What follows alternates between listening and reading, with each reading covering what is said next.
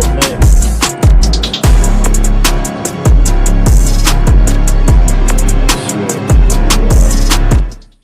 Switching channels. Welcome, brother Metamorphosis, Neil Frazier. We're here. We're going to do it nice and smooth. Another week. It took so long to get here, but we're here. And again, you have a wonderful, intriguing title. And I'll flash the banner once again so everybody can nice see banner. it. Really nice banner. It's time for Black Americans to focus on us. All the things that are going on in the world right now, that's the only way to go. And really, that was the only choice anyway. We should not get deluding ourselves to run with someone else's agenda. And that's like paying somebody else's light bill while you sit in darkness. It doesn't make any sense. So, brother, welcome on in. I'm just glad to be here with you. I have a lot of good stuff happening. And it's always a joy. You're beaming, man. If you had a blackout where you live or where you are right now, you'll be able to see because you're glowing. You have good life force. You're taking them walks. You're eating good. You got the good thoughts, and you're in tune on a higher level. And that's the positioning you have with all the experiences that you've had in life. It's a blessing for you to come here and dedicate this time to share with us. And I humbly submit to the lessons that you have to share. You are a gift. Many people wait for this thing called Christmas and spend all their money and get frustrated and have to keep it with the Joneses. You're a present to us, not only just on Monday night, but the things you share, because the videos just don't play on Monday night. It's all week. And people know you worldwide. Trust me, your name has been mentioned to me out here also. Okay, that's good to know, brother.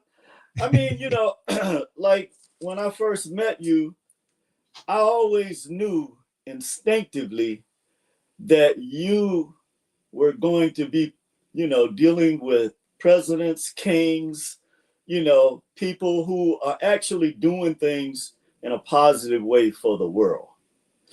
And this is why this attack on you has always been so deep. Because when you know, like I always like to say, if you don't have a big mountain in front of you, then you know, you're not really walking in your purpose. Because as soon as you begin that walk, that big ass mountain gonna appear.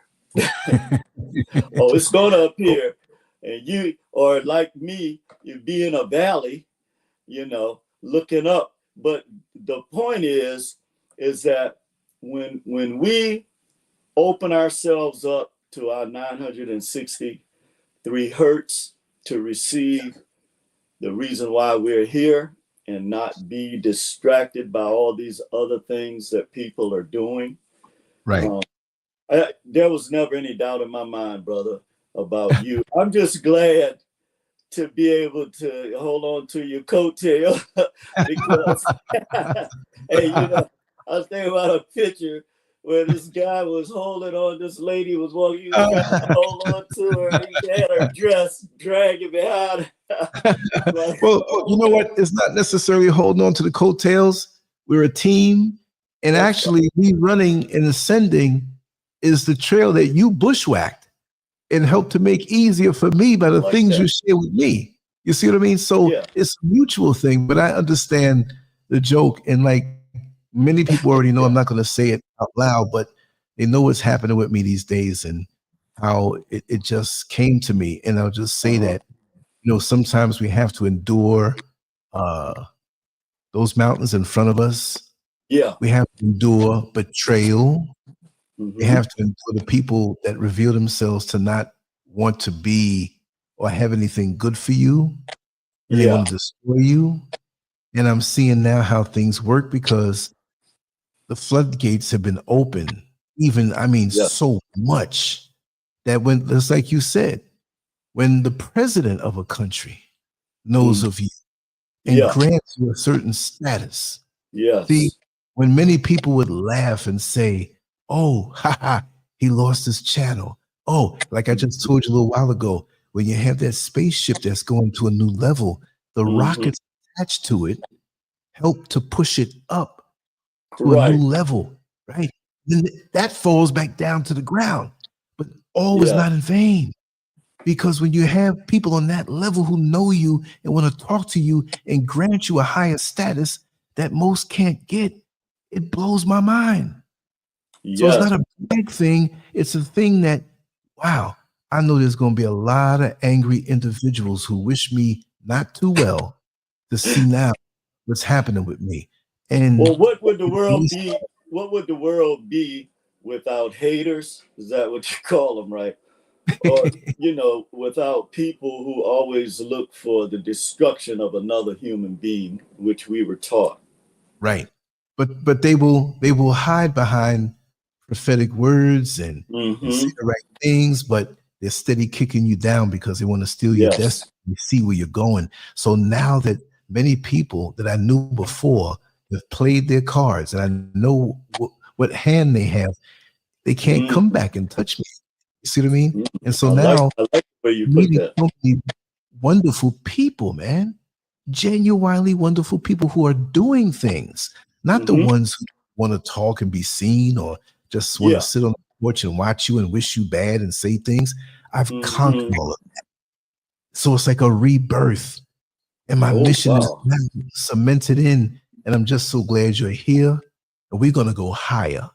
And I'm going to do all I can to help you get the word out of what you share and the genuine people around me. We look, like McFadden and Whitehead, ain't no stopping us now. Trust me, I've been through so much. And so when people see me now, it's like seeing a ghost. Like, how did he get to this point? Right. And I don't worry about that because those entities are cleansed from my mind. Yeah. It's all about the positive now. It's all about doing the work that I have to do. And this is why you see me putting in the work every day. That's right. Yeah. You see what I mean? Well, you can't hide a quasar. You can't. I don't care how many billions of stars you put up.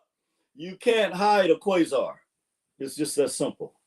Understood. And I received that humbly, because I'm a servant. And I don't think. I mean, of course, I'm confident. How can Muhammad Ali not be confident? How can I not be confident? How can you not be confident? You understand? Yeah. So, but with that, we don't let it get overboard. We know what's on our resume. We know what we can do, what we're capable of doing. But the main thing is just keep punching, keep punching. Every blow is not a knockout blow, but you keep swinging because we're in the fight. And when folks thought I was down, I wasn't, because I knew it's just a matter of time. See? So now it's time to shine. It's different when the creator elevates you than when man gives you a title. And that's one of the things with our people is, titles mean big things to us. It defines our character pretty much. Yes. But when you're elevated by the creator, then it is a whole different assignment. Yes. And that assignment will be seen by the world. Exactly. Yeah. Again, I'm just a person who likes to do my thing. I'm not looking for some stardom. I just want to do the work. Star on a Walk of Fame. No, I don't think it's a spiritual thing. No, it's a spiritual thing. And I take joy in getting in where I fit in. And like I said, I just cannot believe the animosity of someone who has a pure intention. And I don't have to worry about that no more. Now's the time to shine. That's what it is. So, brother, and at the end of the day, it's a polarity wars. So when you are really establishing your assignment like you are, then that natural enemy of ours that exists in the universe, it's gonna clap back. That's what it's supposed to do, right? But it also lets us know that we're headed in the right direction. That's right. Because if trust and believe, if you ain't got dogs hollering, then you're not throwing the rock in the right direction.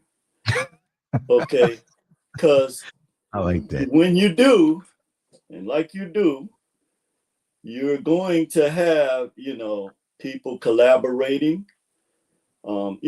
just to stop you. And, and some of that we're going to discuss today too, brother. Yes. But Yes. Thank you. I Just certainly want to say welcome in Mr. Scorpio 90 million and Willie Rivers and the other folks who are just there watching. Always welcome. Your presence is appreciated, and I'm here. Absolutely. And I can't wait to hear what you have to say. But let me grab these visuals, brother, because okay, I'm running, and let me just okay. bring these down. And I also want to extend my greetings to the fam in the chat room, and it's always good, when we all can. This is the way. This is a real freak off. Yep. This is a mind off, a spirit off. Yes. A spirit off. But we let other people define. We let the counterfeit spirits define what is in our character, and most importantly is we don't. Well, I won't say we don't clap back against it, but we know why they don't want this type of vibe out in the world. So today, it's a very important. I like statistics and numbers, but I was like, you know what? We already know that we're at the bottom of every socioeconomic statistic in this country. Okay. There's no need in sugarcoating anything and going back. The amazing thing is, we're talking about over 400 years. That is the amazing, and I think sometimes, not think, but I know because our people are so inundated with things that the weapons they use against us every day, that sometimes we really don't think about the sacrifices that were made for us to get to this point. Right. So some of the things I'm going to say today, it may rub some people the wrong way, but again, when it does, that's a good thing. See, we've been taught to look at psychological, physical, and spiritual pain in a negative way. But actually, if it wasn't for pain, a lot of times you wouldn't survive certain things. Just like we have the fight or flight syndrome inside of us. Pain actually tells the body that something's wrong. Right. So yeah, that visual you had up there, it's time for Black Americans to focus on us. It's very important. And we're going to cover, as always, we're going to cover about 10 or 12 important bullet points. Starting out with no one is going to rescue us but us. Right. I don't know why this doesn't sink in to our people, but I also know what the foundation of this is. And, when you think about how long it takes to actually formulate a plan like this and then put it into action, it kind of makes you sit back and look and like, now you have to have a very diabolical mind to actually plot this against another people. And this is the reality. I think sometimes our people, because the way we've been indoctrinated in religion and in education, we don't want to look directly at the truth. You know what I mean? Because if we did, we would be dealing with each other in a realistic manner, like you and I do, right? But we're going to look at, we're not going to deal with the statistical aspect of it. We're just going to talk about the socioeconomic aspect of it. But in the areas of employment, housing, and food shortages, which, by the way, all of this is planned to getting ready to go into motion very soon. And because we have not, when you think back of all of our leaders that have preached this to us, do for self, do for self, do for self. You know what I mean? And it's like we've been under some type of magical spell that even people that come to this country that can't speak a lick of English can see. The other thing, one of the other bullet points that's very important about what we're talking about right now is the satir, or the savior effect on Black people's mindset. That's a very important topic we're going to discuss as well. And we're going to talk about the fact that Black people have been America's #1 commodity and product, and has produced trillions of dollars over the centuries. I don't care what they want to say, how they want to hide this. This is a fact. And there are 4 areas where, if you just even see, Google is actually, they wanted Google to help in the fight against us, but it actually exposes a lot of the stuff that, I used to be, when you cut on those roaches. I don't know how it was, but in Georgia, you flying cockroaches. You put on that light at night, you get them flying roaches coming at your ass. You better find somewhere to hide, or wait till you cut that light on. But now that the light is on, and we're talking about this stuff, they want to penalize our people more. Not want to, they are, and they're going to. Right. So these 4 areas, free labor, we already know all about that. On these plantations all over the world, even Jamaica, Caribbean here, in South America, Central America, our people have toiled, blood in the soil. Also, we're going to talk about how your music, how the music industry is, your hip hop is the #1 genre of music in the world, has been for a long time. A lot of money is made off of that. They even put the music in a lot of the games that the children like to play. Yep. So, you are the one that was behind this, your spirit. And everyone eats off of this, all cultures. But yet they don't want Black folks to benefit at all from this diabolical steal. Your fashion, if you look at males from any culture, they're patenting their their pattern of how they dress in their cultures is most closely related to Black men and the styles we created in the ghettos here in the hell we created, that we lived in, that we created here in North America. And then there's, of course, your inventions, all of the inventions that our people created, that they never get credit for, or they never, we never benefit from it. Also, talking to Black men, an open letter to the brothers. And we're going to talk about kicking out everybody that hustle our community without investing back in it. And see, this is another thing that I've researched, boots on the ground,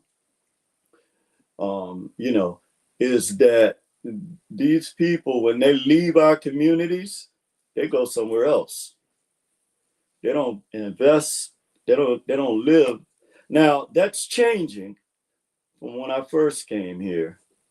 But that has a lot to do with gentrification, a lot of that stuff. But again, no other people will let you set up shop in their community, make generations of their people, of your people, rich or wealthy, and pass it down to their generations. Because that's the game in America that we haven't played. Okay, that is, that's the game. So we need to kick out everybody. That's not, look, you have a town hall meeting again, they used to have them in the churches when the churches was not under the sorcery of these entities. They, they would use the church to have meetings, right, for the community. But now we need to kick these harlequins out, out of our community, where they're smiling in your face, but if you saw the face on the back, you would be frightened. The real face. Here's another interesting thing.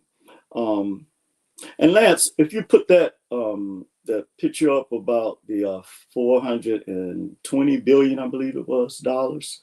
I just want to mention that. Because I'm still downloading some of them. Let me see. Oh, okay. No, it's good. Just give me. I got 6 of them down. I got 4 more to go. Because when they save them to the computer, they're all over the place. Okay. I got you. Yeah. Just talk for 3 more minutes, and I'll get the rest. Yeah, sure. Because I have most of them already. So the video we're going to see now, before we get into the deep stuff, is the 501c3 a big scam to limit the business development of Black people? And I thought about this because I remember telling you, Lance, that I had to make a decision 4 years ago with the Academy.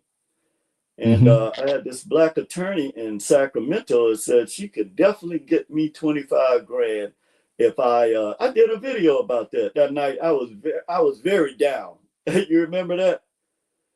And I had to turn down that 25 grand, but something told me when I got back in here, do not become a 501c3. Now, I'm not saying this to there are a lot of 501c3s that do good work in the communities. I'm not talking about them. What I'm saying is when someone is paying you, then pretty much you have to abide by their agenda. That's just the way it is, right? But so I've done some research about that, and it's kind of iffy, you know what I mean?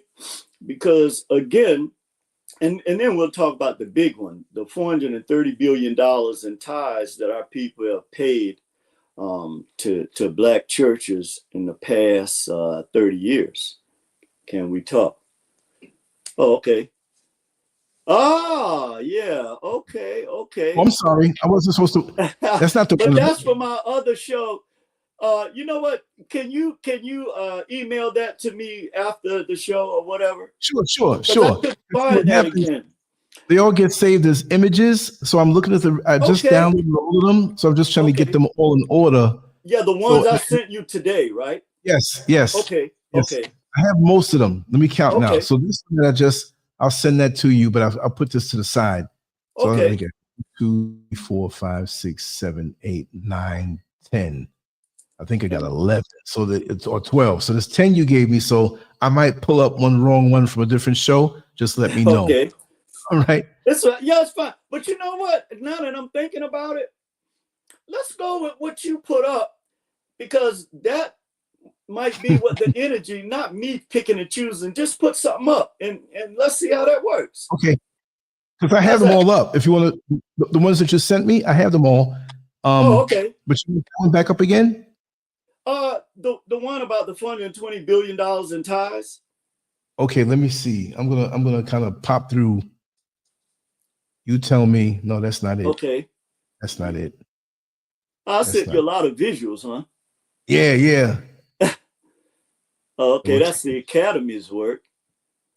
Yeah. Okay, let's stop right there. These are the ones I sent today. Go ahead, keep going.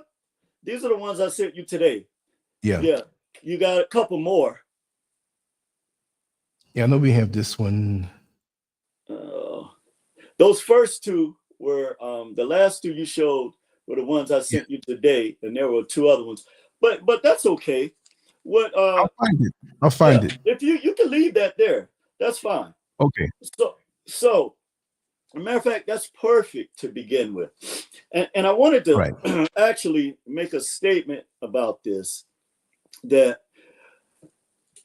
one of the things that's really, really going to hurt our people moving forward, Well, all three of these, and was all planned out.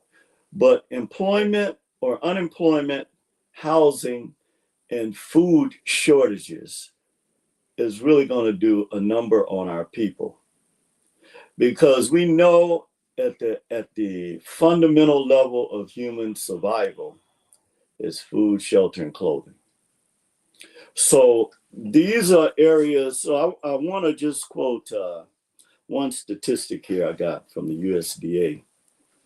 According to the USDA, 9 million Black people could not access enough food for their families in 2023. And in 2023, 22% of Black people in the US experienced food insecurity. So let's talk about this. Let's go back to the first bullet point I mentioned. No one is going to rescue you, us, but us. Take a good look at this picture, okay? Because once things get to this point, well, not once, it's already at this point. But how are we going to be able to sustain? First of all, the first thing that happens to men when they can't sustain themselves, and particularly Black men who have had to fight from the bottom of this society in every category. This is very, what's the right word I want to say for this? It's like demasculating, okay? Because men in this country are raised to be, and because this imagery is set by those who have 98% of the resources, it's really, it's like me going on a court with 5 dudes playing against you, and we beat you down, and then we brag about it and say, oh yeah, well, you need to get yourself, go out and practice more or whatever, take more shots, get in shape. And we walk off the court slapping hands. But this is sadly a lot of our brothers who have pride. You can say what you want. Black men have pride, okay? What happens is when you look at the media, and now all types of media, okay, all you see is the effects of the socioeconomic situation that we find ourselves in today. But they don't show, anytime you mention something, the first thing they're going to say is, oh, the victim mentality. Huh, okay. But if I can control, I had a picture, matter of fact, Lance, you see that picture I have of that black lab rat and that scientist standing there with the white lab photo? You sent that today, or was that an older show? No, that's an older show. Okay, I got like thousands of pictures. Let me just scan through. Oh. I bet you. All right. So anyway, the point I wanted to make on this is that when Black men have to stand in line to eat, it's a very demasculating feeling. Now, they're not the only ones. I'm not saying, but clearly, statistically speaking, and again, we need to focus on us. This time is out. Okay, at the end of the day, it's up to us to solve the problems in our own communities. And when I say communities, I'm talking about now, there is a connection of community that's different than the communities that we have known in the past. We didn't make it this way. It's just the way it is. So now, we have to use all of the resources that we can to stabilize ourselves. I'm talking about Black folks, because nobody's gonna really, again, save us but ourselves. Now, I want to make one last point about this with the food shortage situation. Where exactly is all of this food going to come from? Because right now, the farmers, particularly the black farmers, are being shut down, where they are, growing GMOs or whatever. But at the end of the day, it still comes down to how the family's going to eat, you know. So, and so our sisters are pretty much in the same situation we're in. They are battling for survival. But at the same time, we're not crushed, okay? So you can switch this picture, Lance, but I just wanted people to get the feeling of this, because now these are statistics from 2023. We're talking a year ago. So it's going to take a humongous grassroots effort, okay, to really change the conditions in our community. And this is the primary reason why we need to focus on us, because at the end of the day, if you can't feed yourself and your children, and you have to depend on other people to do that, it's going to be a really tough situation. And my hope is, because we have a lot of smart people, okay, we're just not focused on the things we need to be focused on, like all cultures have to do for their survival. There's nothing wrong with focusing on your needs, but now you're being forced to. So I believe that we can go back to the old co-op days. That would probably be the best thing for us. All right, so let's go to the second bullet point. The soter, or the savior, which soter is the ancient word used by the Greeks that meant savior.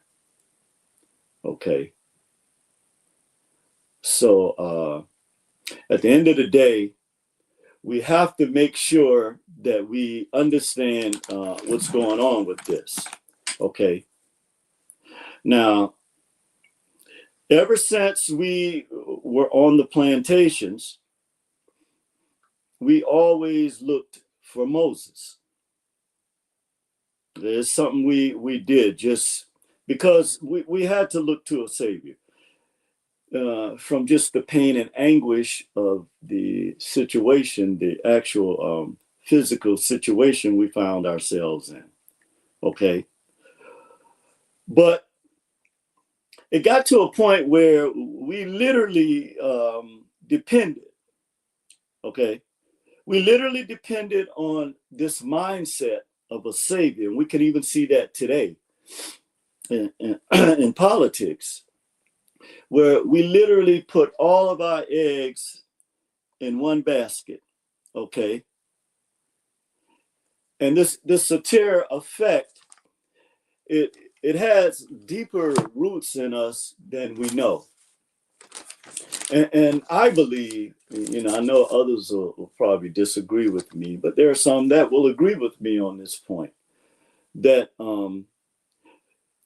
the fact that we still exhibit this behavior shows how deeply this mindset has affected our people, where when you're looking to a savior, that rather than you working collectively, okay, to produce something, okay, then now you're setting up a head nigga in charge syndrome, where the pastor effect has had the biggest impact on our people. But even outside of the church, when you look at the same system, is set up in our corporate structure as it was on the plantations. So that same system is in full effect. So whenever we look to try to solve our problems, we begin to, this is why other people tell you who your leaders are. Okay.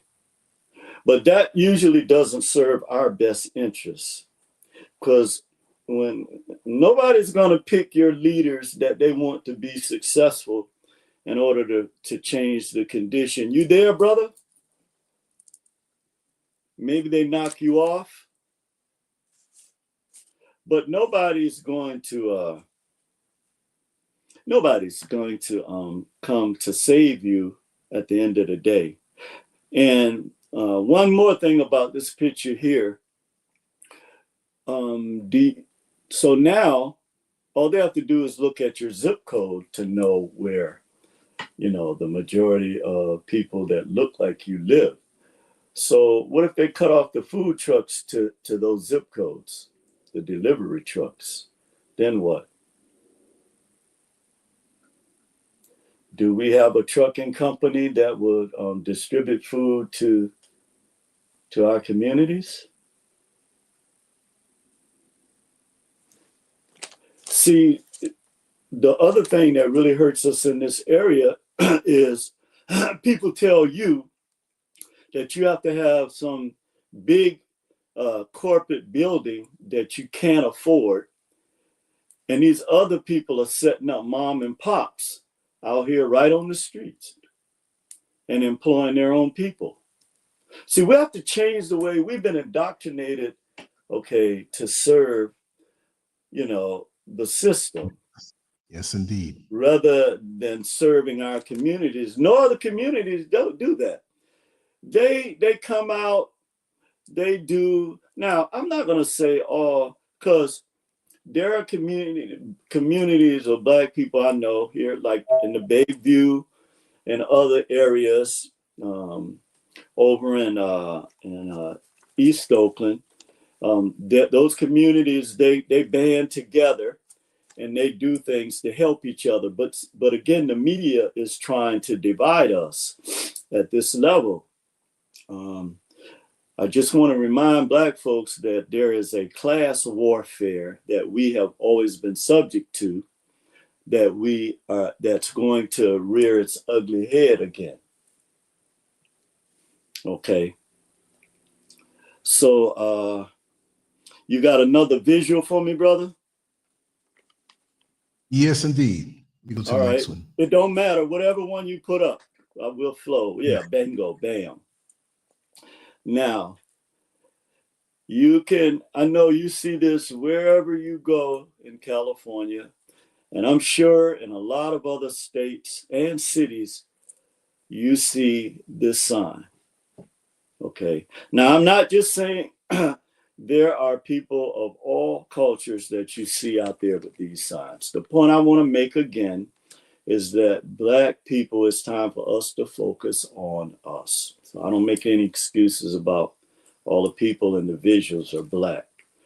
But Black men are the highest number, and always has been in this country, of unemployed people. You don't have to take my word for it. You can do the research or Google it, however you want to do it. So the fact that who do you think is going to be more sympathetic to you holding this sign up right here? Who do you think is going to, the same people that they have taught you that you can't work with, that you have to be hostile, nigga this, nigga that. Those are the people, that's your best hope, and the hope for your children to succeed and survive in this world. And you may not see that now, but one day, very soon, you're going to see this. Because imagine, this is why I have issues with, certain scriptures that they have taught our people, okay? Like, love your neighbor as yourself. So are you saying that Black folks are not your neighbor? Because I guarantee you, you're not going to be, if you knock on somebody's door to find work, and somebody from their own community knock on their door, who do you think they're going to hire? See, we don't, I don't know where this comes. I know where it comes from. I don't know why I keep saying that. I guess what I'm trying to say actually is I don't know what it is that prevents us from changing. That's the word I want to use. We don't need nobody to tell us talking about no change is going to come. No, you make change come, okay, by the law of action. Okay, so the way that works is you put your energy out in the world, and those that you connect with, okay, that's who you collaborate with. Grow where you're planted. Stop trying to be, everything for everybody. We don't have time for that, and it takes me back to when the invasions of our lands. I talked about this book before in a couple of our videos a couple of years ago. Things Fall Apart, where the story was being told by the son of one of the chiefs there, the local chiefs, and he was saying how when the invaders came, the first season they observed, their plant and harvest system. And then they saw once the crops came. That's why it's so funny when you put that feudalism picture up there. Mm-hmm. It goes all the way back. See, it goes all the way back to that system.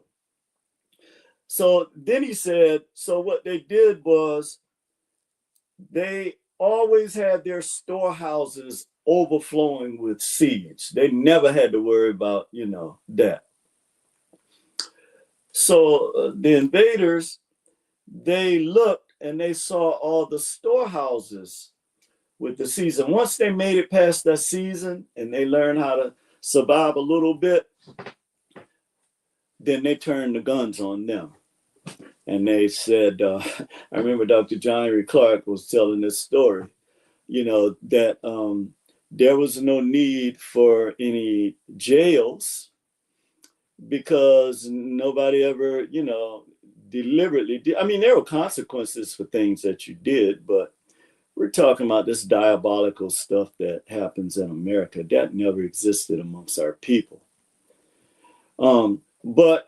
Nobody ever went hungry because, we always had, we were in a land of plenty, like it's supposed to be there.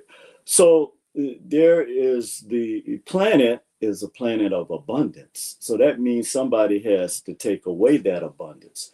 So now you see you have a natural enemy or an unnatural enemy because the abundance of this planet was taken by force. And so I wanted to go back to Things Fall Apart. He was saying once they observed that, what they did was they immediately took away all the seeds in the storehouses. And so they actually wanted to put them on this system where they would have to come to them, supply and demand.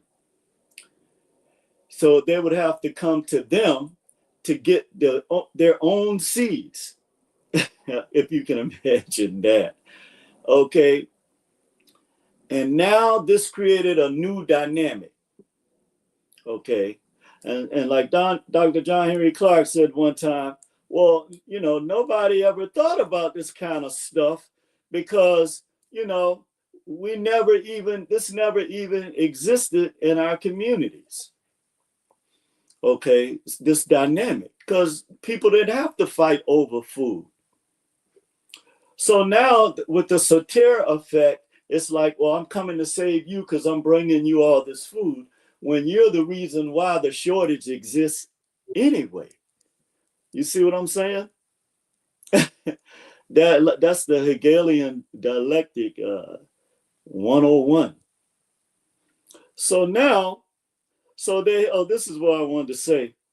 So in the Bible, and they tell this story they talk about how the shortage that existed, and the fact that they had, what was his name? I'm trying to think of his name, but he went into Egypt supposedly based on the allegory, which really reflects part of the actual history there. That was cleverly written, the narrative of it. But the moral of the story was, Joseph, thank you, Creatrix, that he was taken off into slavery. But even though, and this kind of parallels with what you were saying, we were saying about you, Lance, earlier, where all these things were done, okay, where you almost like was put in a dungeon, right? And Exactly. they brought this dark force against you, and Joseph's own brothers sold him supposedly into slavery. Well, years later, it was because of favor from the king that he, I think they put him in prison. And some of the people in the fam probably know this story better than me, but this is the gist of it. And I think the king's wife liked him, saw him one day, and he didn't, pay her any mind, something like that. And he ended up staying in prison longer because the king, they forgot about him or something like that. But what happened was that wasn't his real, so the counterfeit spirits orchestrated this. But at the end of the day, who's going to have the last laugh, right? The creator is. So he was the reason why they planned for this shortage that was coming, right? And he built up the storehouses. And in the end, this king put him as second in command. And so when his brothers, because everybody in that land was suffering because of the food shortage. And this is what's coming to America, brother. This is being planned, yes, orchestrated. And so at the end of the story, his brothers ended up in Egypt because everybody was going there, it was the center of that, known area there. And lo and behold, who do they see? Joseph, sitting in a high position with the king. That's your story, brother. That just the creatrix just revealed that to me. Amazing. And so the moral of the story is when your purpose is in motion, and only when it's in motion, there is no force, even though there's an equal and opposite force, but it cannot stop your force. And so coming back around full circle with this is that who actually are we showing this sign to? Because the world is going to get colder towards Black folks. Okay. I experienced that here in California. The land of the sun. But in fairness, I have to say, a lot of the other cultures, they do, they try to be respectful when they see you face to face, put it that way, for various reasons. But then we know that they are concerned with, rightfully so, they are focused on their culture and their people and their children in order to continue to move forward and not be trapped by this. Okay, brother, give me another visual. Y'all all right? All right, here we go. Okay, so you actually are the one that's, whoa. Oh my God. Now, is it called Shantytown?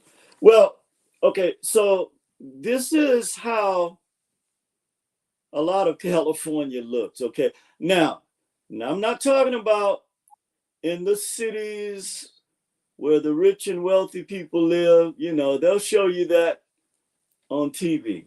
I'm talking about the real picture of our people right here. This is what is planned for our people, brother. Right here. Wow. Yes, it's already in. And the other thing they're doing too. So there's this old where the 49ers used to play called Candlestick Park. Is down by the bay. And now it's closed now, but you have like about 1,000 RVs of homeless people who had money. Okay, let me put it that way. Well, who lost their jobs and their positions and titles, but they had assets that they had already bought, you know, when they were in the middle class or what have you. Right. So they have wiped out the black middle class. Okay. This was a chess move by the diabolical people. This was a chess move. Okay. So here's the other thing about this. Once you get to this level, because I've worked with this population all my life in some capacity, and I have experienced it myself by choice, doing things to actually do this type of research over the years. The thing about this right here is once you reach this level, unless you have somebody specifically coming to give you a hand up, it's almost a 80% chance that you won't rebound from this. Okay. And the reason for that is in order for you to get employment, housing, anything, guess what you have to have? A residence. And if you don't have any residence, then you're not going to receive services. Okay, so they say for the taxpayers paying, which is true, but what are you using the taxpayers' money for? It certainly is not for this. And then on top of that, they create a law to tear down these camps, because whenever they put these up in certain neighborhoods, they're not having it. Okay. Your zip code, they'll put it in your zip code, but when it goes in the wrong zip code, oh no, you might be there for a day if you're lucky, or a night, depending on, you know, if it's the weekend, people out partying and drinking, they ain't paying no attention to you. But once they come back home and their week starts and they looking out there, they ain't trying to see that. So and it's in the parks, it's all under the bridges, it's all along the highway. When you ride the BART into Oakland, that's all you see all along the strip. And then in here in the city, you see them everywhere. Okay. And then in other cities, a big city like San Jose, but you see these everywhere. And this is the future that they want for our people. Now, here's where it gets really, really dicey, brother. Did you find that picture of the $420 billion? Because I do want to. Okay, let me see. I do want to talk about that for a second. Mm-hmm. And I. See what I got. Okay.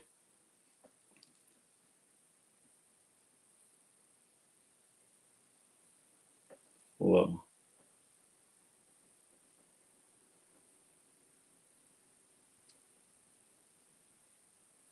Oh man, that's the one I missed. Let me go back and check. Yeah, okay, no problem. So so at the end of the day, don't worry about it, Lance, it's fine.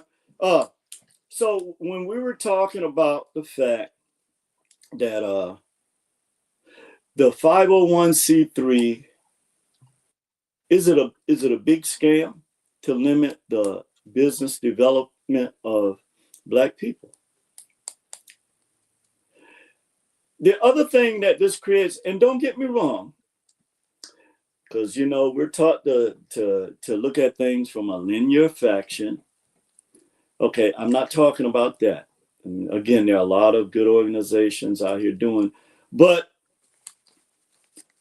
at the end of the day, you also you can't have your entire community dependent on agencies and organizations for its development. You see what I'm saying? And Black folks don't have to do this. The problem is we only trade with each other for 16 hours a day. 16 hours, okay? Where other people are trading in their communities and compounding the fiat 15, 16 times, which makes a tremendous difference. That's one thing we can turn around. But when you have organizations that are basically taking care of the community, not supporting or investing in it, but it makes it appear as if it's a handout when it's really not. Okay, but it's the whole mindset and what people see. Now, people who come from wherever they come from, when they see this situation with Black people, they don't know the history of how we got here.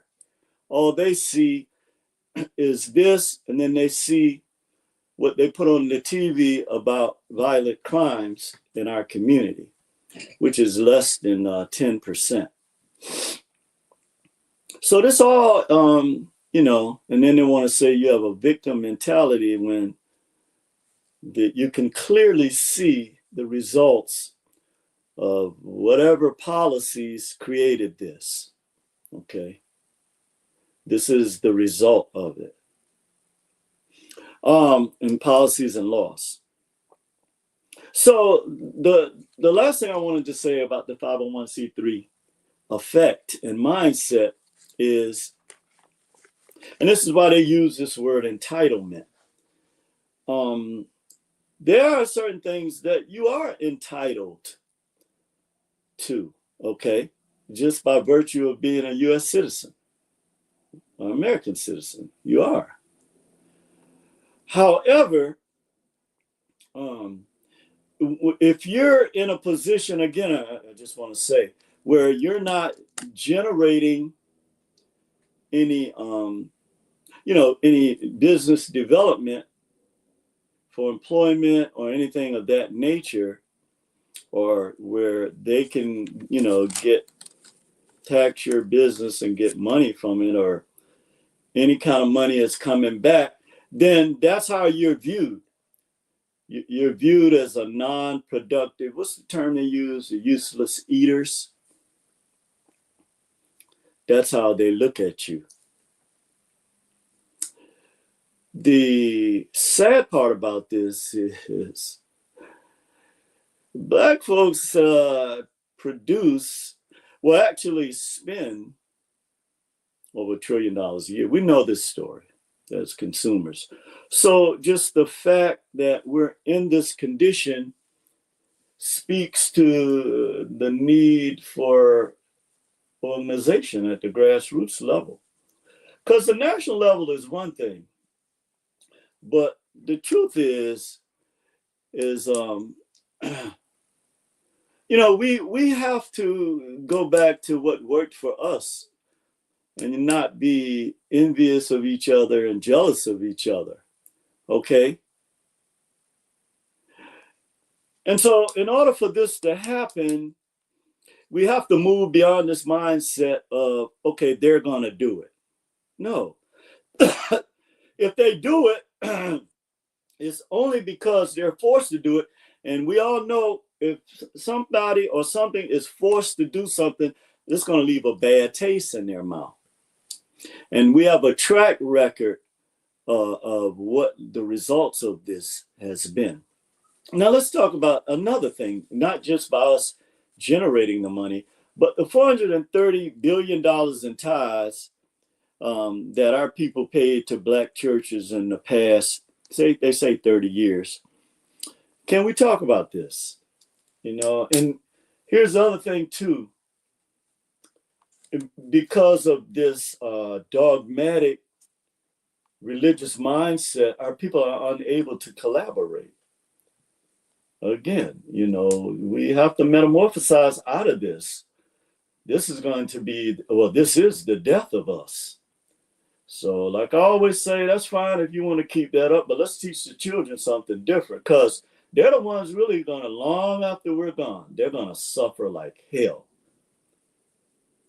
Okay, and somebody telling you about some heaven and hell, when black folks are living in hell right now, unless you know, I don't know what where you, I don't know. Black folks, you need to get out, okay, and see with your own eyes what is happening to our people, okay? But let's talk about this $430 billion in tithe. Now, you can get mad, I don't care, okay? When my father and them and the men back and the women back from that time, oh, they was real about the community. So they wasn't as educated and, you know, as us supposedly educated black folks, but they sure knew how to organize and run a community. The same black, ignorant, dumb, how they try to show our people, our wise ancestors who had to fight against this feudalism system, when they walked off those plantations and didn't have nothing but the clothes on their backs. See, we make too much excuses, okay? And before I get into that, we're going to talk about this segment I named Open Letter to Black Men, to the brothers. I'm talking to black men right now. Let me take a sip of this water. My throat is in the shred. Yeah, take your time. Yeah. The one thing that we have to look at with ourselves starting out is that we have dropped the ball, okay? I'm not talking about, there are a lot of brothers that's handling business, okay? I'm not talking about that, because first they would say, oh yeah, well, you know, I did well. I didn't get caught up into, no. When you look at the condition of our community, our sisters, our children, and other black men, we have to ask ourselves, what part of this do we take? And I know people start attacking you personally when you bring out things like this, like you do, Lance. They get angry, but maybe we need to get angry. But your anger has to stop being directed towards each other. You have to find a way to embrace each other. We have no friends. I don't know what part of this you guys don't get.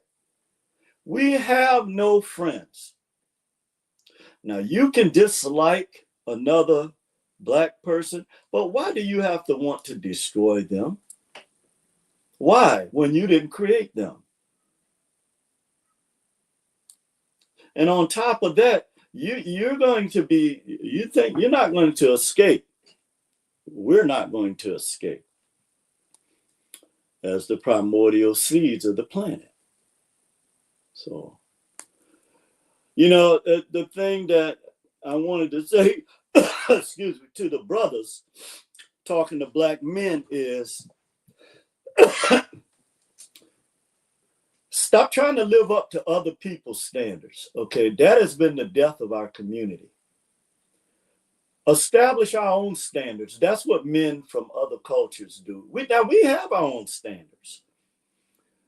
But anytime somebody says, well, or devalues what is important to you and those that look like you, then you want to jump off the bandwagon.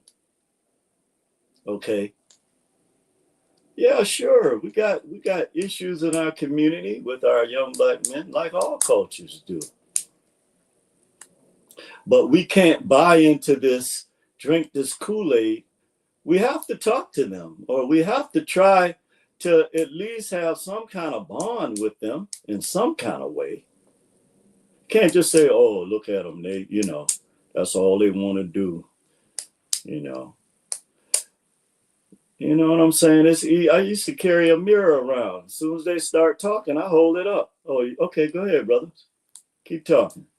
I had a mirror like this. You're like, where you got that mirror, man? I was like, oh, no, just go ahead. Can you see yourself in this mirror? And then they get the picture. I'm like, okay, you got the picture, right? A child is not born in this world. Okay, they are a product of, and there are studies that have been done to verify this. They are products of their environment, or the nature-nurture controversy, where they're affected more by their nature or by their nurture in the environment. It's both. Now, one may have more of an influence on you than the other, but they definitely both affect you. Okay. So when you see these people spewing this hate, they were taught this. Okay. And the only way that they can defeat you is to give you that same spirit when it doesn't exist naturally in you. So let's go back to this. $430 billion in ties. Now, I have a bone to pick with these people that call themselves pastors or call themselves. Why are we still lying to our people? Why? Why are we? I don't care what you think about no Holy Ghost, about no, because all I see is unholy ghosts. Okay. So a counterfeit ghost. But why are we still preaching about Peter and Paul to our people? Why are we still doing this? When our communities and our children are suffering in hell. Why are we not organizing and taking some of this $430 billion? That is insane. And we wonder why people, have this attitude towards us. It's crazy. But I want to challenge religious people on this, because every time you give $100 to, and see other people, that's why you see their communities coming up, because the money they put in churches, they use that in business. I know this as a fact. Okay. Yeah, that's the difference. They're not paying for somebody to live in a $5 million home and drive a Rolls Royce. They're not doing that. They're putting the money into the communities. And they're talking to people, not just because if they don't believe in Jesus. Okay. They're out talking to people and helping people in the community and using the fiat how it's supposed to be used to compound it. And why is this so difficult for our people? When you're giving this kind, so we're giving $1.6 trillion away to other people, and then we're giving away $430 billion. Oh, it's way higher than that now. That was in 2009, by the way. It's probably close to $1 trillion now, isn't that? So you see here what the real issue is. So we have to take accountability for this, just like in our own personal lives, when we have to take accountability for things, and nobody's perfect, so don't try to attack me with emails about stuff. I'm not calling, I am calling Black folks out, but this is not a personal attack, this is, like the title says, it's time for us to focus on us and our issues, man. And things are going to get really tough. It's going to get worse. I was listening to this economist, and he was saying how the one thing that people don't realize is that when the dollar, not if, collapses, there are not going to be any services available like you're used to now. Okay. Unless you establish some other means of distribution. And that's why I watch Chinese and Latino people. They're very good at this. They have a type of barter system that we used to have in our community, my mom and them. And Lance, you know, your parents and stuff. Mm-hmm. We don't have that. We don't have a safety net. And see, this is what we're not looking at. We're more hurt about other things. It's time to get beyond your feelings. We're dealing with real serious issues that are going to really, really affect our people in a way we're not prepared for. Okay, so we need to start forming groups and talking to people and not worrying about, you know, if they got a Gucci bag or if they, whatever they're wearing. Okay. And yeah, Tracy J, that's true. Okay. You're right. Unfortunately, Black people don't have communities. Instead, we have ghettos from pyramid builders to project dwellers, right? And that is true. Now, when the communities that I'm talking about now is the communities of the mind, okay, and the spirit. Because clearly, that's a true statement. We don't have communities. We have ghettos. And that is a mindset as well as a physical reality. And I'll show you what I mean. If you build a nice community with nice houses and what have you, and you take people out of a slum type situation, right? Or a ghetto, then in 5 years, what existed in that ghetto is going to be maybe less than 5 years, duplicated in its same community. That new community that you went to is going to be graffiti, it's going to be trash, it's going to be needles, it's going to be everything that came from that ghetto you just left. So you see, it's more of a mindset. And going back to what I was saying, that these studies prove that if you take a child when they're born and you put them in any kind of community, environment you want, that environment is going to shape that child into what it is, okay? And so this is the unfortunate part about the hate being spewed towards, and not just our people, but a lot of other people, is it festers and it takes on an energy of its own. Okay, so at the end of the day, I want to ask this question, okay, to people who practice this religion. And again, I'm not attacking anybody's faith. We just have to move beyond this. If you don't have Jesus and repented, you know.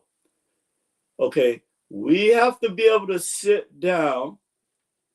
Like the song says, there will never be any peace until God is seated at the conference table. You, God and goddesses. When you sit down together, instead of people have created this I call them polarity wars from, again, with the original God and goddesses. Okay, This is crazy that these counterfeit spirits have twisted you, where now we're attacking each other, and our children are sitting back and seeing this. Again, the mirror effect. I want to hold it up to you. Because while these folks condemning our children, and certainly a lot of what they're saying is true, you know, we have to focus on us and what we're going to do to change this, because we're not going to survive. They're building more prisons than schools. Did you know that? They're closing down schools in the communities where we live. See, we don't focus on the things we need to focus on. Okay. And so just piggybacking on one of the comments that I saw, is absolutely true. We don't have physical communities anymore. And a lot of that has to do with gentrification and allowing other people to come in and take our communities from us because we support other people. We actually, this is crazy when you think about this. We actually contribute to our own demise. Because there's nothing wrong with you saying, oh, our community board has to approve this. This is what I learned from the HOAs too, when I was in solar, that you have to pay dues and be a part, but you can't do anything to your own home without their approval. And they will fine you. So there is the biggest thing. Oh, and I want to go back to the brothers with this is we got to put down the swords with each other, man. We really do. Another black man cannot be a threat to you, or a sister. Your sisters can't be threats to each other's, and certainly we can't be threats to, you know, like Gil Scott said, the revolution will not be televised. You see, what we don't know while we're listening to all this garbage, that we had prophetic geniuses that left us a body of work like no other, okay, that is still being used today. And there's money being made off of their great work, okay? But I believe that the revolution will not be televised, because at the end of the day, you know, the way they operate, you know, in that vampire spirit in the dark, okay? So I don't know, you can clap and sing with them all you want and do all of that. But at the end of the day, we're going to have to be concerned and focus on what's coming at our people right now, whether you want to see this or not, okay? And it starts with, so, you know, the people who are taking over the mantle of authority in America now, they're talking about slicing, you know, money that's being basically wasted. This is what black folks need to do. Okay, or at least in their eyes, it's being wasted. I don't know what the hell, and that's not my concern. Again, we have this soter effect that we need to get out of. And you go to these churches, you need to stand up and ask these pastors, what is the game plan moving forward for strengthening, you know, young black people and creating co-ops and doing things so they can actually be taught the right way how our communities can develop and survive. Okay. We don't need to hear no more about no Peter or Paul and none of that. It's time out for that. And again, you know, I keep going back to this because this is, man, this is at the heart, okay? This is really at the heart of what is really stacked against us right now. Is that we have to look at each person. Again, I don't care what that person, of course, let me say this another way first.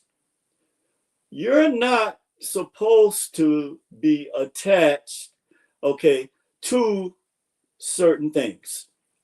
Okay, whether it's black, white, pink, orange, whatever. But you do have to be able, okay, and the old folks used to call it discernment, right? You do have to be able to determine what's best for you and those like you who you can work with. You're not going to be able to work with everybody. In fact, you don't need to work with everybody, okay? But you have to negotiate as a group from a position of power to get something. And the reason why you don't ever get anything is because you're not negotiating from a position of power with other people. This is why they create groups to, to purchase things that, will help solidify a certain business while they're telling you to do this on your own. Now, yeah, there are certain things you have to do on your own, but then you have to be able to, get together with other people on a collective and work with them. And so, what time is it? Oh, 1:21. And so at the end of the day, this is what it's going to come down to. Okay, that the communities that we identify are not so much in this situation, the physical communities. Although, if you don't have a foundation, it's a problem. You're operating with one hand behind your back already. Okay. But knowing the situation, there are things that we can do and collaborate on. So this orchestrated army was sent to our people in Chicago and New York. Okay. And it's a boots on the ground.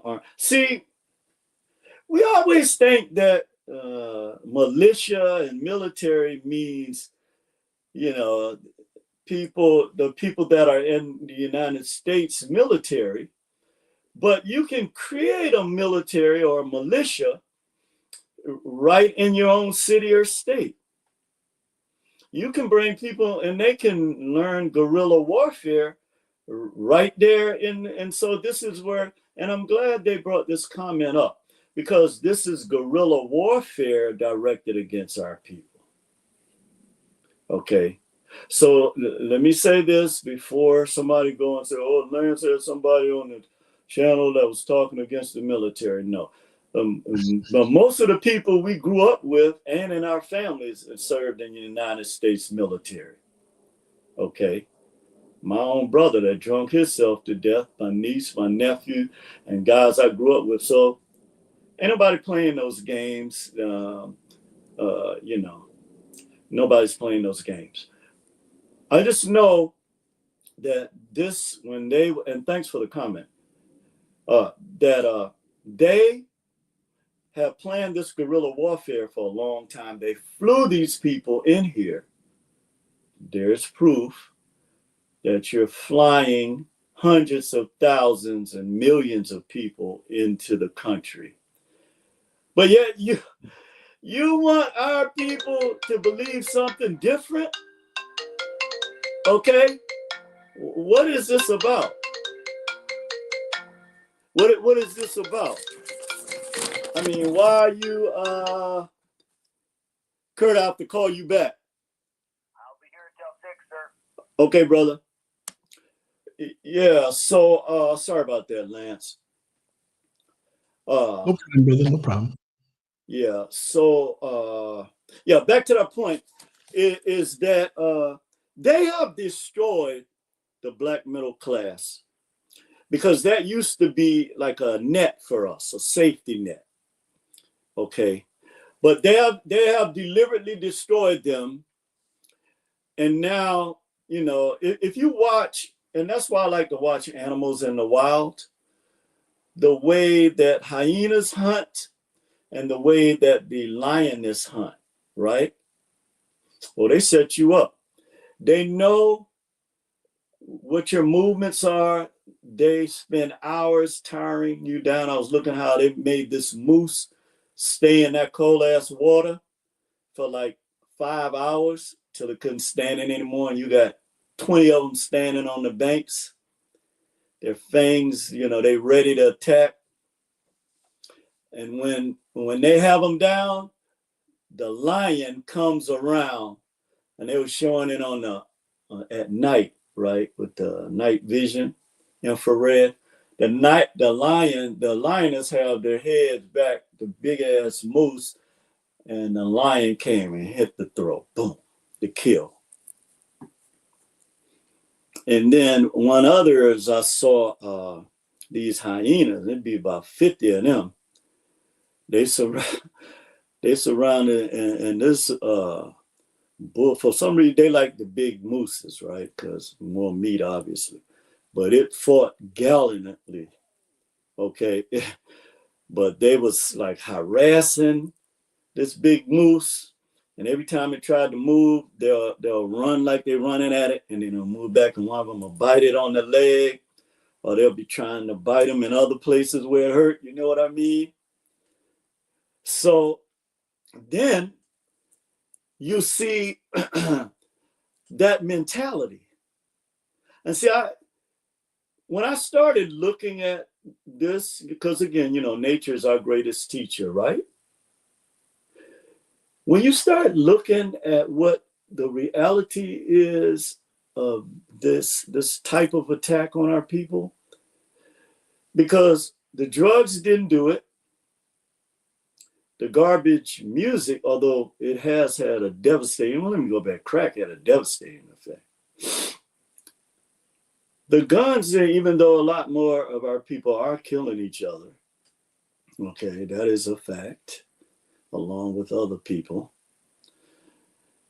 And so when you look at all of this, you look at now, they're coming for the jugular, okay? And believe it or not, this energy was set up for this purpose, this polarity war, okay? And right now, you know, you either have to start collaborating at some level together, or it's going to be over. You're going to see black folks trying to get in soup lines. I was shown this, man, one night. I think I told you that I saw where they had these big 8-foot, I don't know, they look like robots standing there with these AR-15s. You saw all these black folks standing outside this grocery store. Okay. Wow. Yeah, and you know, they had the fiat in their hands, and they was like, please let us buy the food. And those robots was just like this. They wasn't looking. And so they tried to like break past one of them, and all of them went like that. And all the black folks stepped back. And that's what it's coming to. Huh? That's what it's coming to. Yeah, and they couldn't get in there to get their food no matter how much money they had. Because see, at some point, the fiat, you're going to see the real truth of it. It's worthless. So other than a means of exchange for us to survive, it really is not. And so there's going to come a time when you're going to go and draw out all this fiat, and then you're going to try to start buying stuff, but they're going to lock that down.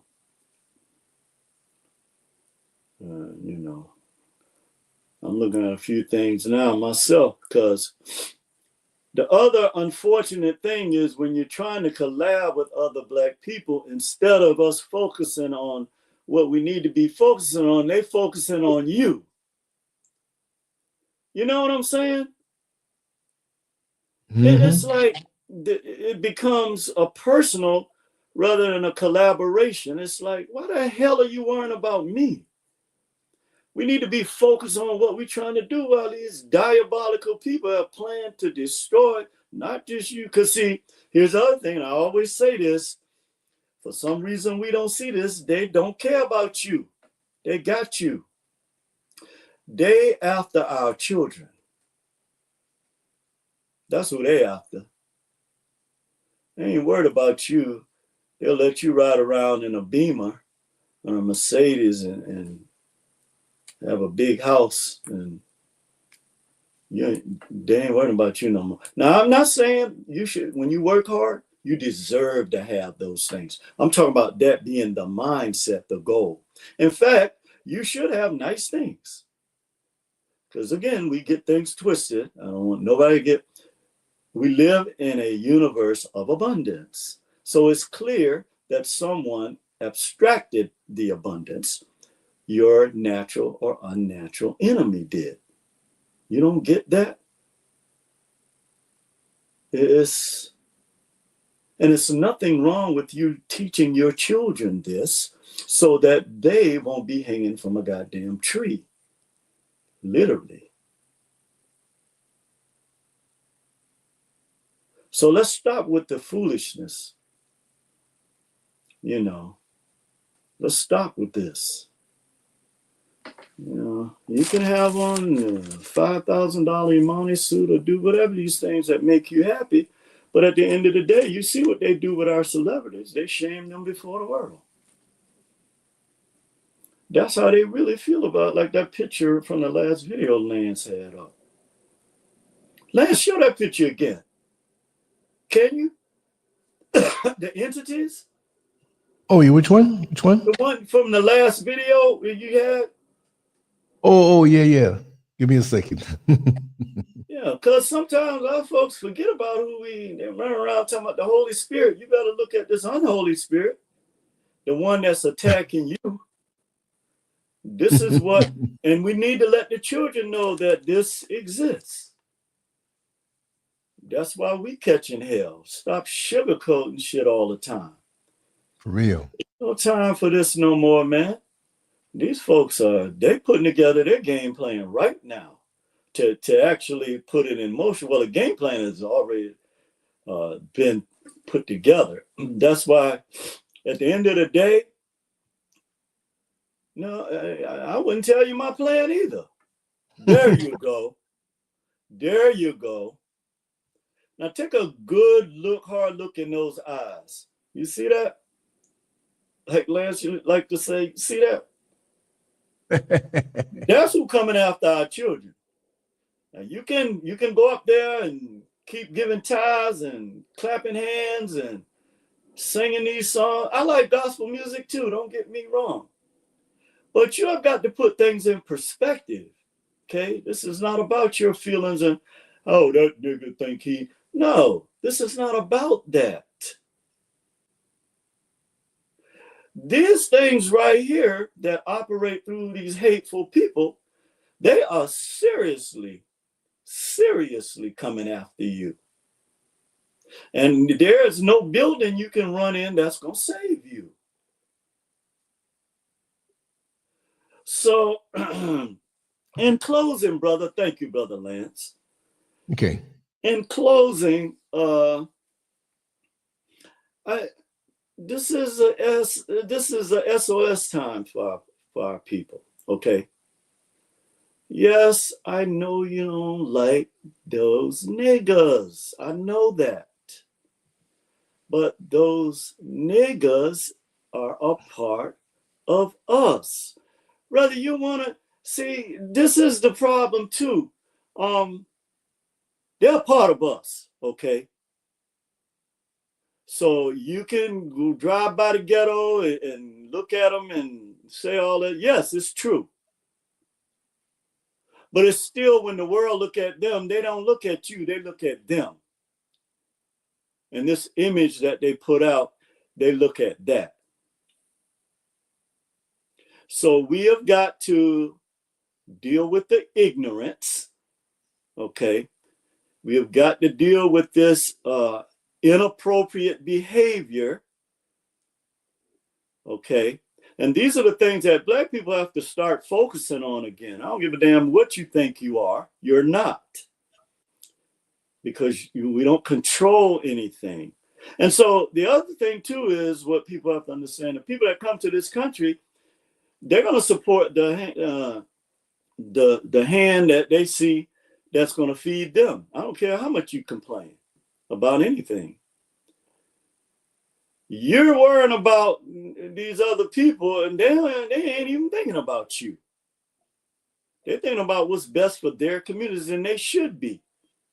We're the only ones that's doing all this shit, parading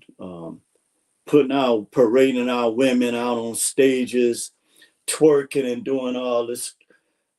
Why are you not having Black engineers, scientists showing this to our children on a national stage? Why is it we always have to have the people that represent this aspect of our community paraded before the world? Why? Let's answer that question. I'm sick of that. It's like somebody putting you in a condition and then parading it before the world. Like, haha, this is who they are. So we have got to focus on us now, okay? We have got to do this. Because if we don't do this, there's something very terrible coming to Black folks. And with that, brother, I think I'll close it out. Yeah, because I got to meet with, the email I sent you. Yes. I got to meet with them later. And so I'm off today and tomorrow. And then, yeah, man. So always good chopping it up with you, Brother Lance, man. You're doing big things. Always proud of what you're doing, man. And the people in the chat room that follow you, these are the people that are going to spearhead. You're welcome. These are the people that are going to spearhead where we need to go. Yes. Whatever. We need to put down the swords. Whatever issues we have with each other, trust and believe are secondary to employment, housing, and food. And these are the major issues that are confronting our people in 2025. And there are already people lining up to make this a reality, or continue to make this a reality for our people. So when you go to these churches, you need to start standing up and saying, hey, what type of game plan do we have about employment, housing? There should be, in this day and age, you don't need to do like we had to do, take around, put flyers up, even though that still helps. You need to get it out. Let's have a summit. And some of these pastors that you guys idolize, why don't you have them? And, there are good and bad in everything. I'm not painting a broad picture, but sometimes, you do have to address these issues, because now we're acting like certain people are gods. You're welcome. These people are not gods. They're being manipulated through the 501c3 situation, okay, that we talked about earlier, okay? I want to correct something. I don't have a PhD. I do have a master's, so doctor is entitled to, and thank you for the compliment, Ms. Tracy, for those who have earned that. I was in I'll just say this, I was in a clinical program to get my PhD, but the creator sent me in a different direction. Once I found out that they wanted me to be somebody that I refused to be, I said, okay, well, I guess I can't be in that kind of program, because that is, and I learned that from, now there is a Dr. Frazier, he died young, but my brother, one of my brothers, but not me, but thank you. And a doctor can mean different things, but. Well, put it this way, brother. Yeah. How many doctors speak like you? Not compromise. Right. And you know, it's when you get to a certain level with these systems, these institutions, oh, you're gonna have to bow down. Okay.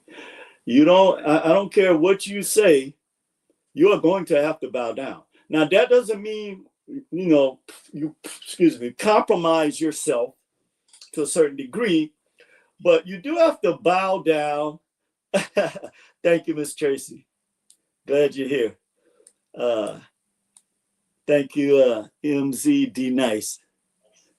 Yeah, absolutely. And you know, it's like my way or the highway. I'm like, well, how does that work? And I remember Dr. Smothers saying to me, he was like, Frazier, you're not going to attain what you need to attain to do the work that we prepared you to do, because we know somebody like you is valuable if you're not willing to. And I'm looking at him and I'm like, no, I'm not willing to do that. I'm not. I'm sorry. So, and that was way back then. And so I've since changed my feeling about certain things. But the one thing I know that's way more important than any type of paper is your etheric heart. And that is an etheric mind. Because those are the things that's going to carry you through life. We all have our down moments and our challenges. But at the end of the day, when you have to deal with your true self, then you have to find a way to be honest with yourself. Because, you know, we lie to ourselves. You know, Neil a lot of Frazier, or Frazier a lot of Neil, and we do that to justify things that we know that we should be up on. Okay. But we fool ourselves. And then we go out and we put on a mask to the world. So I hope this is those message was meant for a lot of people. Yes, a brother like Lance is very invaluable. And this is what I was talking about as far as community. So now this is one of the things that the AI has afforded us. It was like we said, it's good and bad and everything. It's how you use it. And Lance is using it to empower our people in a mighty way. And, you know, everyone that's involved with Lance's platform is there for a reason.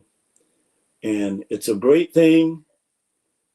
That picture that Lance put up, this is why their eyes are red with fire, because they mad, but they can stay mad. We don't care. Yeah, because the punch is going to keep coming. That's right. Yeah, you know, it ain't like, you know, you can shoot up Iron Mike to subdue him, so that you can look like a victor. But, you know, at 58 years old, bro, what he did was uncanny. Exactly. And kudos to that brother, what he came through. And we know all of the heavyweight champions, what they put our brothers through with their manhood. And boy, he has turned into some wisdom. Oh, I got to see your take on that. I meant to. Yeah, but, I did the live stream, but what happened was, well, the fight commentary, because you can play the fight and talk about what you see, but you can't read. Yes. So everybody had a problem with Netflix. Started buffering when he started walking out to the ring. It cut off. Oh, so really? I was talking up a storm, building it up, rapid fire, and boom, it was out. So I had to go into other channels of boxing channels to kind of see what was going on. But most people who had Netflix, most of them, it just came out.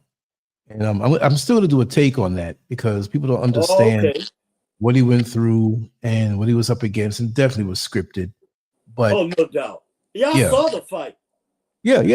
I saw it earlier today. Like he was under some type of, almost like somebody shot him up with something. Yeah, he was sick. He's still sick. He was still sick. He's not well. He wasn't well. And he had 8 transfusions months before, you know. What? No, I didn't know about that. That's why they postponed the fight. And so how are you gonna know those moves? Even if you're slow, he threw no uppercuts, he did nothing. And he wasn't well that night. He wasn't well. I was looking at his eyes. Look, I'm 61 years old. I move better than that. I'm not saying I'm you know what I mean? Like there's something more to it. He knew it. He knew it was scripted, and he'd been through a lot before that fight. The knee injury. Wow. I didn't know about the transfusion. The night before, they took him to the hospital to make sure he could still, you know, he was holding on. He had to come back to good health just to be able to step in the ring, but he's still messed up. And Jake Paul, it's a circus now. And he gets paid $40 million. Mike Tyson gets paid $20 million. It was an event. And the casual fans, they don't know real boxing. So they go for this. People like me, I'm seeing a little hoopla. I'm okay, I'm gonna watch it, but I know it's not the real thing. And Mike Tyson could have hurt that man without training, just on muscle memory. You see what I mean? And you're gonna stand there for him like that and let him do his thing. And that was Mike Tyson's silent protest to let the world know this is not real. I'm not gonna participate in this. I'll throw a punch every now and then. I took all these punches. You know that's not him, and it has nothing to do with him being 58 years old, because he's iconic and he's a stellar human being as far as being an athlete is concerned. 58 years old, sure. He slipped as far as his skills and speed and whatever, but there's no way. But that's different from, they were showing some clips from his training camps. He was knocking people out in his sparring partners. Exactly. And he was moving with that. That's why the thing is, I saw him in the ring, I was like, wow. Ms. D Nice, the thing with him, you got to understand, in the sport of boxing, it's just like politics. It's just like anything else. When you get to a certain level of fame, you have to pay the piper. Yeah, sure. You got to pay the piper. It's like when you sell your soul. He had the talent and the ability, but his name and his number was called, and you got to do this. It goes beyond just sports and legacy, because he has money.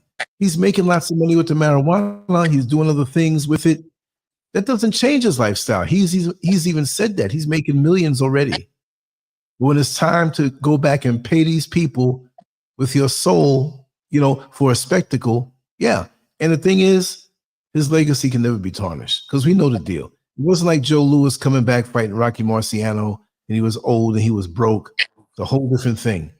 You know, what he did in boxing, he can fight 10 more times and lose for real.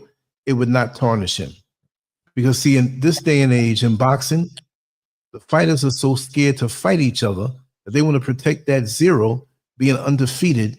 When back in the day, we had Tommy Hearns, Roberto Duran, Marvin Hagler, Sugar Ray Leonard. You see, back in those days, and they all fought each other and caught losses, but their star still shined. You see, that's what fighters do. You're going to catch a loss, but the quality, and you can lose a fight and still be valuable to come back. But see, we have a guy in the Middle East now named Turki Al-Sheikh, and he is a billionaire, and he loves boxing, and he's putting all these big fights together where these other promoters are protecting their fighters and want to keep them undefeated and keep them preserved for the big fight.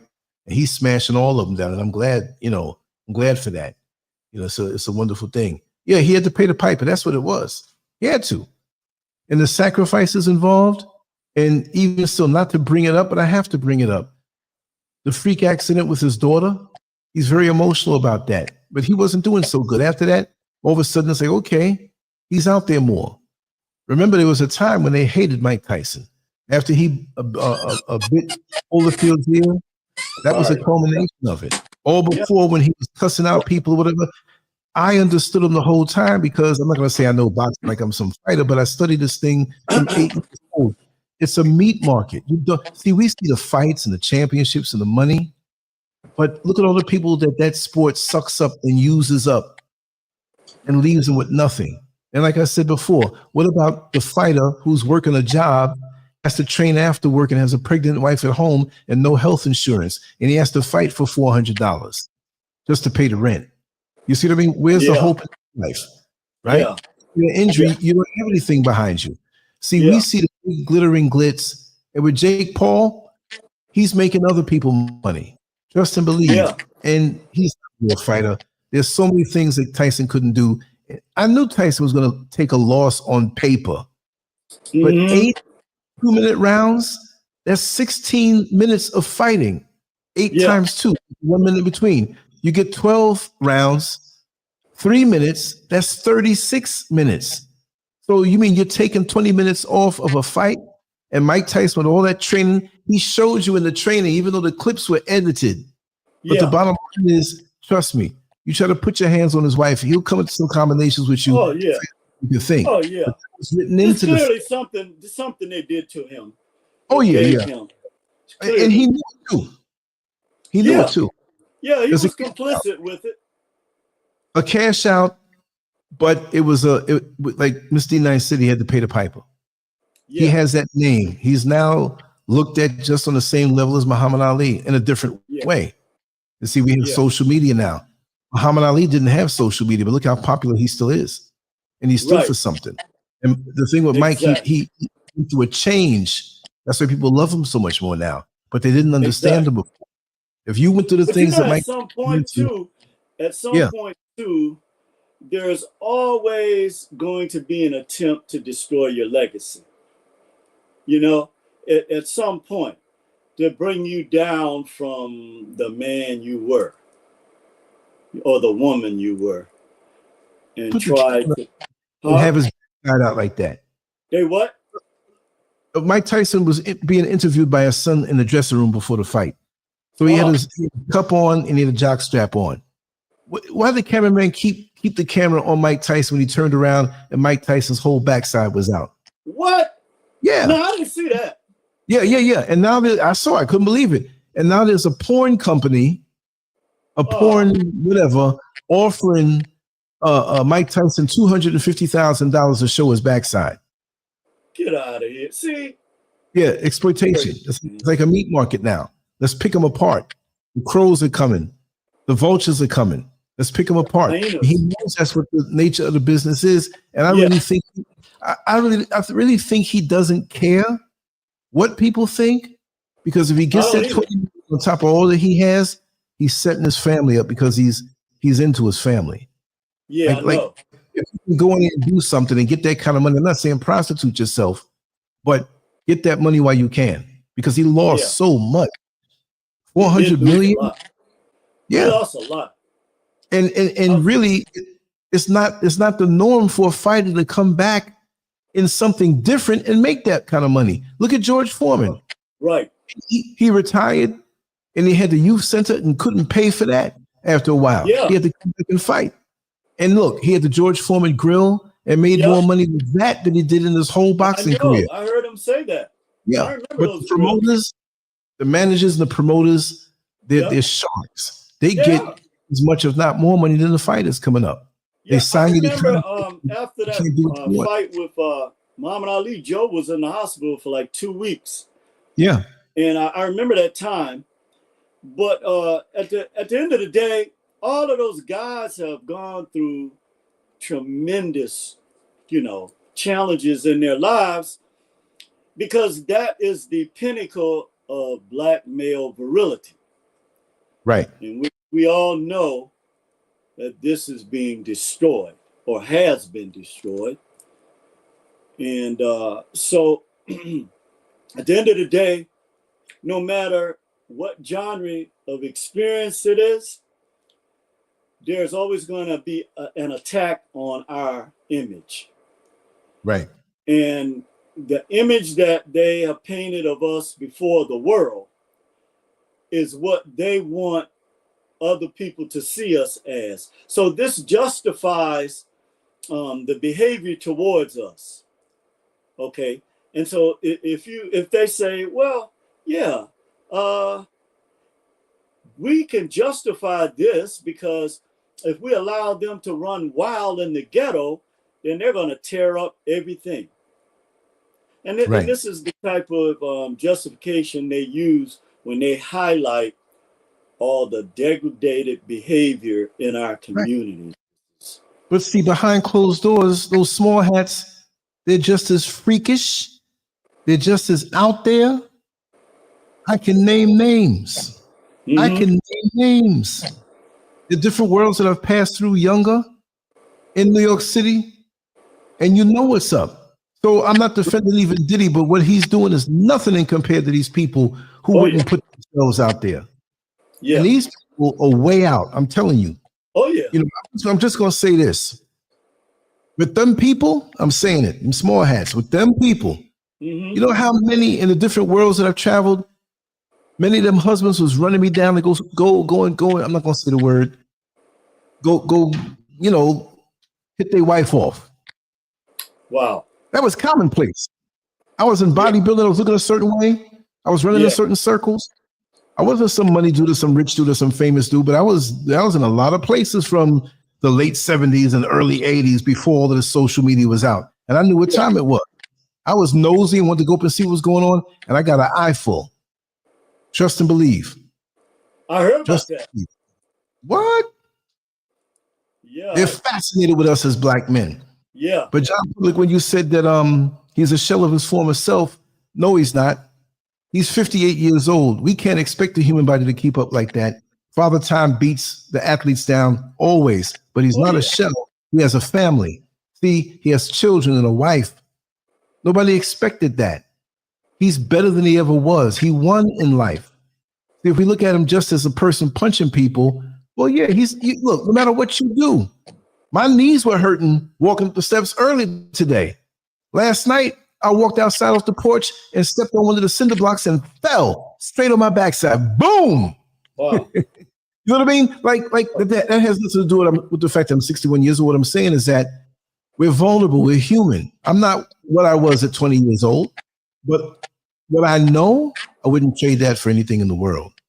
You know? Tyson is a good example of someone overcoming adversities and actually, you know, rising to the summit of himself and what I listened to some of the things he said, you know, over the past years. He has really learned a lot in life. You know, see, he's been down. He's been really down. Who would have thought that he would be who he is now? To say the things that he said, but he was always intelligent, but they want to make you the monster. And I'm going to say this. They romanticize the relationship with him and Customato. But Customato had his motives also, because Customato was in boxing for many decades before. He had Jose Torres. He had who was Floyd Patterson. And the boxing establishment, the mafia, and him didn't get along, so they blackballed him. They controlled him back then. And Mike Tyson was a way for him to get back at the boxing establishment. You see what I mean? They had this dominant champion that when he died, it was a year away before Mike Tyson won the championship. He could have won it the year before. It's just a matter of making the fights. But that was his way of getting back. And so that's why he had Mike Tyson on the fast track to becoming a champion. And they had Bill Caton and Jim Jacobs behind him as their manager. And he was a trainer. And they did a good job with him.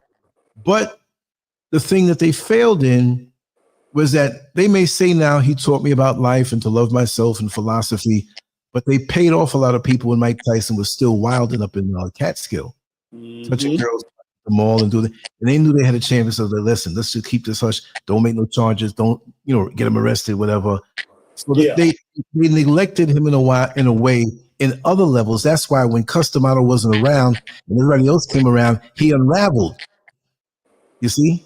But they still romanticize the whole thing. And like I said, from what I'm hearing in the boxing circles, I'm not saying Mike Tyson, but Customato was a little, he had his wife and everything, but he's a little fruity too. I'm not saying that he was doing something with Tyson. I'm just telling you what I know from people who are in it and different people who don't even know each other. But I wouldn't say that and degrade Mike Tyson.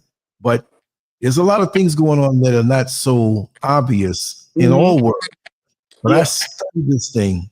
I used to get up late sometime and take the train to Manhattan and get all the boxing magazines before they had the internet. You know what I mean? Yeah, I was a fanatic. My friend the other day said, man, you were crazy. It'll be a blizzard outside and you hopping on the train 11 o'clock at night to go into Manhattan, and the newsstands, they'd save them for me.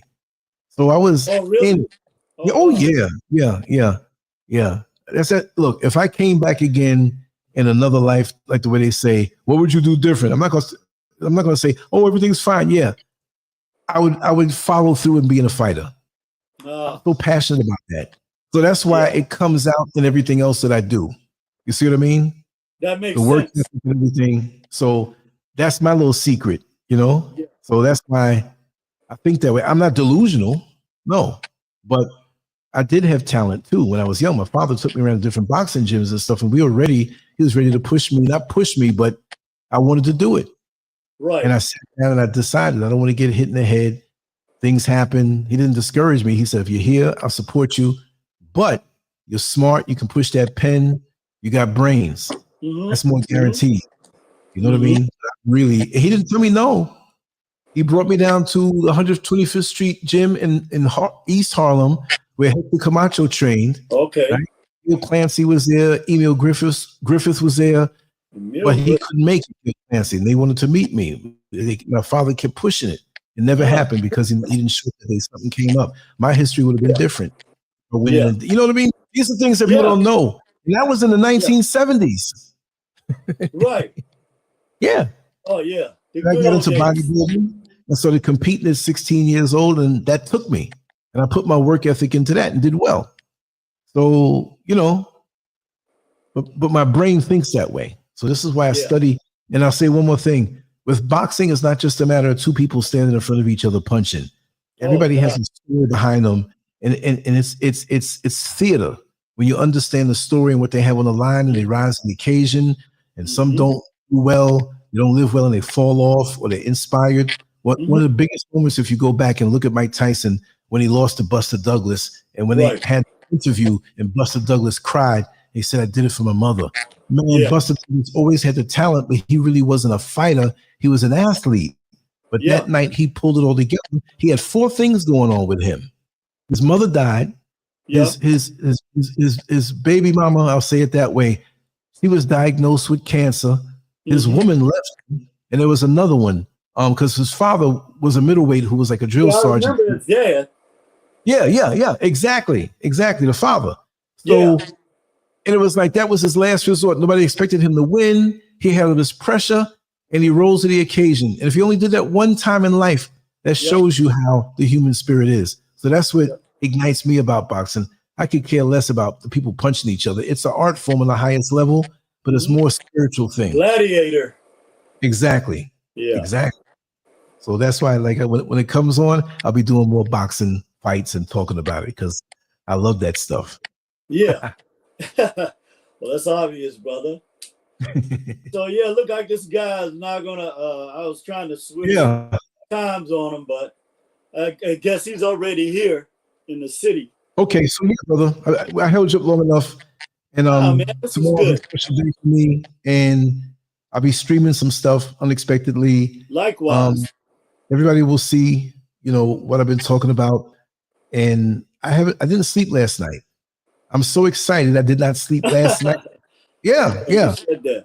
I caught a little bug on my stomach. I didn't eat much today, but it's all right. Yeah, no, I'll be there, and you will see. You know. Well, we're looking forward to it, brother. And I'll reach out to you. This week. Yeah, thank you. And you have WhatsApp now. I got some things to show you. Yeah. Okay. All right. Okay, for sure. Okay, peace, brother. Thank you so much. All right. Much love. Okay. I got a few things to do. I should be hitting the sack right now. What time is it now? 10:04. You know I want to squeeze one more show out, but I'm going to save my energy for tomorrow. I might do something if I get up early, but I have to get out of here at a certain time. And I'm looking forward to this, and I'm going to share that with you tomorrow. I have a long, tedious day tomorrow, but I will keep my stuff with me, and I will probably stream part of the event that I'm a part of. And you all will see the blessing and the miracle after being betrayed, backstabbed, talked about, smeared. I realized that I went through all of that for a reason. And I'm just so happy. And, you know, I've been through a lot since I've been out here. A lot of things you know, a lot of things you don't know. But boy, tomorrow's a victory for me, a very victorious day. So anyway, I'm going to sign off right now. And I'll probably do something if I can before I leave out. Or maybe I got something here to put together. I got some new stuff sitting here. So I'm a little tired. I'm going to get some rest. And if I'm tired if I say that, because I never say that. Anyway, much love to you all. Take care. And I will see you tomorrow for sure. And I'll put it out there. You all know exactly what I'm talking about. All right? Much love. Peace. So, hello, this is Martha. Actually, today I got to meet my friend Lance. Yes, I got to meet my friend Lance. This is my first time meeting him in person, and he's a very kind man, seriously. I do talk with him on phone, on WhatsApp, but I've never got to meet him. But today, he's just extraordinary. He's very, anything you want to know about life, anything you want to know about just human, anything you want to know about life, please. YouTube, Telegram, Instagram, Twitter, all the social media channels, you got to find him there. He's very inspiring. He's very positive. If you want anything positive about life, please subscribe to Landscape. And then every day you got to see different videos, different talks, different topics about life. See you.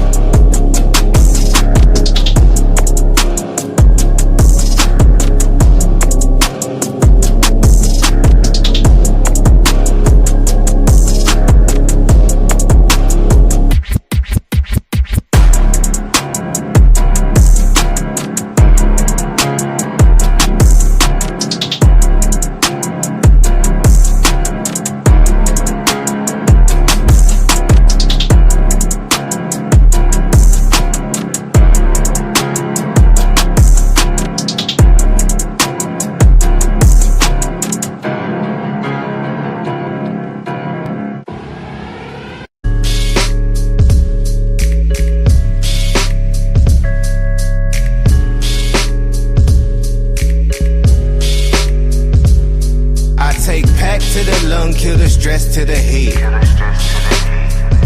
I'm tryna do more for the soul, way less for the bread. Yes sir, I take pack to the lung, kill the stress to the head. I see the things that they do way less than they say. Cause it's a war on the real, baby, look outside. A war on the real, baby, look out. Cause it's a war on the real, baby, look outside. A war on the real, baby, look out. Cause it's a war on the real, baby, look outside. A war on the real, baby, look out. Cause it's a war on the real, baby, look outside. A war on the real, baby, look out. Can't be a real, might get you canceled. The whole system need to dismantle. Coppers treated like the utmost wanted. Tryna rule the block but don't know what goes on it. News got a story with a new take on me. Carrying out the window with the screw face on me. But I know that God love me when my burn 95 degrees and I can't get sunburn. Wonder when your government don't make me legal. Burn the whole city if I can't be equal. Get off my please, Brad, I earn that. 400 years, how you still ain't learned that? I take pack to the lung, kill the stress to the head. I'm tryna do more for the soul, way less for the bread. Yes sir, I take pack to the lung, kill the stress to the head. I see the things that they do way less than they say. Cause it's a war on the real, baby, look outside. A war on the real, baby, look out. Cause it's a war on the real, baby, look outside. A war on the real, baby, look out. Cause it's a war on the real, baby, look outside. A war on the real, baby, look out. Cause it's a war on the real, baby, look outside. A war on the real, baby, look out. Shout out to the trying to gentrify the genre. Tell them free my middle finger to your honor. In the days coming down the seconds on the timer. Goofy still trying to purchase that designer. About to buy, learn to grow my own food. Cause I don't like the look they give me in the Whole Foods. And when you stay ready, you ain't gotta get ready. But it ain't on me now, I'm limping cause my heavy. But ain't sweet, think we thin. My whole attitude on MC Ren. It's my neighborhood now, Bob, I bought that. 400 years, how you still ain't caught that? I take pack to the lung, kill the stress to the head. I'm tryna do more for the soul, way less for the bread. Yes sir, I take pack to the lung, kill the stress to the head. I see the things that they do way less than they say. Cause it's a war on the real, baby, look outside. A war on the real, baby, look out. Cause it's a war on the real, baby, look outside. A war on the real, baby, look out. Cause it's a war on the real, baby, look outside. A war on the real, baby, look out. Cause it's a war on the real, baby, look outside. A war on the real, baby, look out.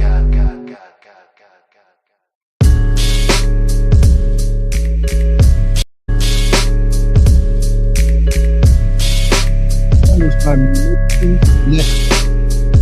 every